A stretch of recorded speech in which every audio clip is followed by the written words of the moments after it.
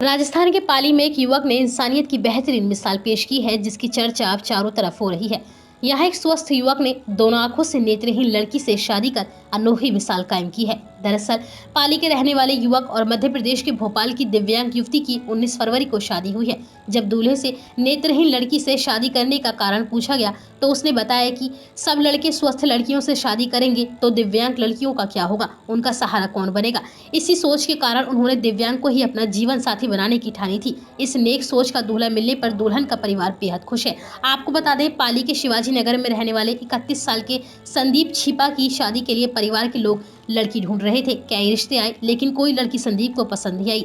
इस दौरान संदीप ने अपने पिता रामलाल छिपा को अपनी इच्छा के बारे में बताया। एक बार तो बेटे की ऐसी इच्छा सुनकर परिवार चौंक गया, मगर बेटे की जिद के कारण परिवार झुक गया। एक दिन स्वास्थ्य सेवा संस्थान भोपाल से पिता के पास कॉल आया। उन्होंने कहा कि भोपाल में एक नेत्रहीन लड़की है। संदीप और उसका परिवार भोपाल में किशन सिंह रावत की नेत्रहीन बेटी दिव्या को देखने गया। पहली नजर में ही संदीप को दिव्या पसंद आ गई और लड़के के पिता ने दिव्या के परिवार को पाली आने का न्योता दिया। पाली आने के बाद दोनों परिवारों में रिश्ता तय कर दिया।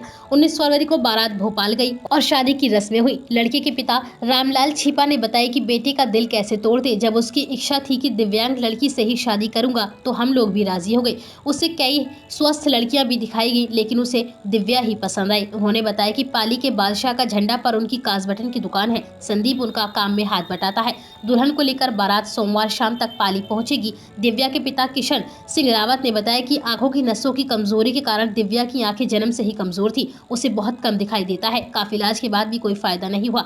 धीरे धीरे उसकी आंखों की पूरी रोशनी चली गई है। पिता ने कहा कि एक स्वस्थ लड़के से बेटी की शादी कराने का सपना उन्हें अधूरा लगने लगा था, लेकिन ईश्वर की कृपा से बेटी को एक स्वस्थ और अच्छा जीवन साथी मिला है।